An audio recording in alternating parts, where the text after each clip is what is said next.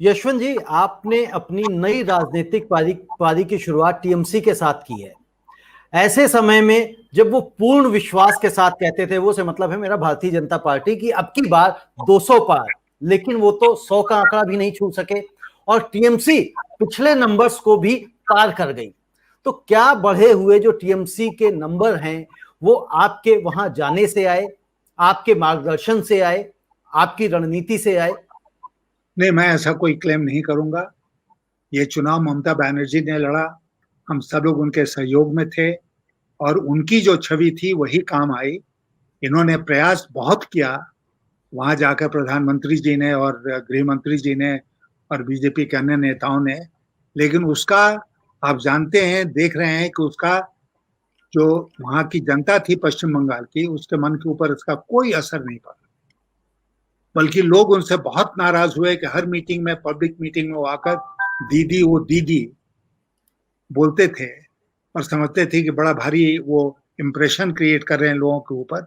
ऐसा नहीं हुआ और लोग उससे नाराज हुए और उसी नाराजगी का नतीजा है कि उन्होंने इतना बढ़ चढ़ कर वोट दिया टीएमसी को, ममता बनर्जी को, और उन्होंने पिछले चुनाव से भी बढ़िया प्रदर्शन करके इस चुनाव में दिखाया। हम सब लोगों ने अपना अपना छोटा छोटा योगदान किया, लेकिन इसका पूरा श्रेय ममता बनर्जी को जाता है। पूरा श्रेय ममता बनर्जी को जाता है। यशवंत जी, भारतीय जनता पार्टी के जब से बहुमत में आई है, मेजोरिटी में आई है, उसके बाद हर व्यक्ति को अपने हिंदू देने का सबूत देना पड़ रहा है। जिस तरह से राहुल गांधी को भी देखा, उन्होंने भी अपना मंदिरों में जाना की शुरू किया, जनेऊ पहनना शुरू किया, ममता जी को भी चंडी पाठ करना पड़ा। तो ये किस तरफ हम बढ़ रहे हैं? क्या हमें मतलब हम ऐसा अब समय आ गया है कि हमें पब्लिक में जाके बताना पड़ेगा कि हम हिंदू हैं, हम हिंदू क्यों हैं, हमारे पास हिंदू होने के क्या क्या सबूत, क्या क्या कारण है, ये सब बताने पड़ेंगे हमें क्या? और हम मुसलमान हैं तो क्या करेंगे? नहीं, हम हिंदू मुसलमान हैं। है तो आपको तो हम कह ही नहीं रहे, हमें तो कह रहे हैं सब लोग कि हिंदू हिंदू हिंदू हिंदू हिंदू खतरे में, खतरे में तो हिंदू है। हम मुसलमान हैं तो हम इस देश के नागरिक नहीं हैं, हमें वोट देने का अधिकार नहीं है। इसलिए मैं इन सब के बिल्कुल खिलाफ। भारतीय जनता पार्टी समाज को बांटने के लिए जो भी प्रयास करना चाहती है वो करे, लेकिन उसका काट ये नहीं है कि बाकी पार्टियां, बाकी नेता जो हैं वो ये साबित करने में लग जाएं कि हम अच्छे हिंदू हैं। ये नहीं है, मैं इसके बिल्कुल खिलाफ हूं। हम जो हैं वही हैं और इसलिए हमको इसकी व्याख्या करने की कोई जरूरत नहीं। कोई जरूरत नहीं। बंगाल में जो नतीजों के बाद जो हिंसा हुई है, उसे भाजपा के मुताबिक टीएमसी ने और टीएमसी के मुताबिक भाजपा ने हिंसा करी है। तो बंगाल में हुई हिंसा और बलात्कार की जो खबरें आ रही हैं, उसकी सच्चाई क्या है और इसके पीछे जिम्मेदारी किसकी है? देखिए, मैं मानता हूं कि बंगाल में एक दुर्भाग्यपूर्ण इतिहास रहा है कि जो जहां मजबूत है वहां पर चुनाव के बाद वो अपने प्रतिद्वंदियों को परेशान करता है। तो जहां भाजपा मजबूत थी वहां भाजपा ने टीएमसी को ऊपर वालों को परेशान किया। जहां टीएमसी स्ट्रांग थी वहां कई कई कई जगहों में उन्होंने भाजपा वालों को परेशान किया। लेकिन इसमें जो राज्यपाल जी की भूमिका है वो बिल्कुल हास्यास्पद है। थोड़ी बहुत हिंसा हुई और फिर ममता बनर्जी ने जब चार्ज लिया तो उन्होंने साफ शब्दों में कहा कि हम इसको रोकेंगे, और रोक भी दिया उन्होंने। लेकिन इतना शोर मचा पूरे देश में और दुनिया में कि पता नहीं पश्चिम बंगाल में क्या हो रहा है।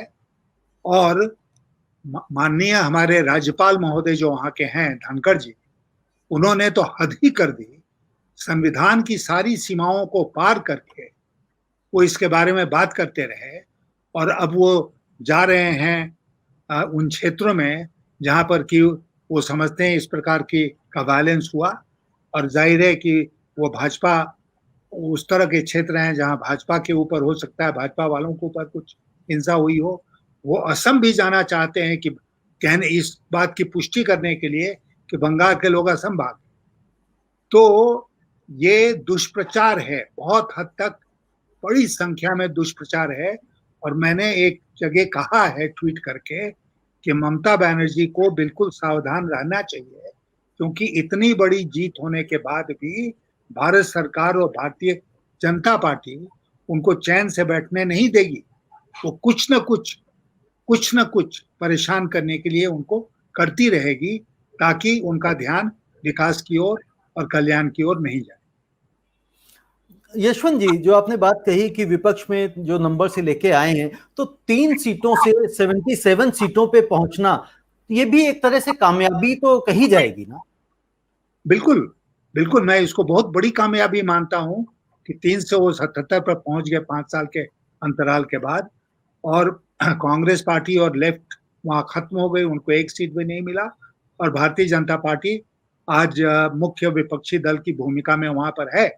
लेकिन जब आप इसको कंपेयर करते हैं उन्हीं के बताए हुए आंकड़ों के साथ कि अब की बार 200 पार, तो हमको लगता है कि तब उनका परफॉर्मेंस बहुत ही खराब रहा कि 200 पार की बात करते रहे, और 200 100 पार भी को पार नहीं हुए।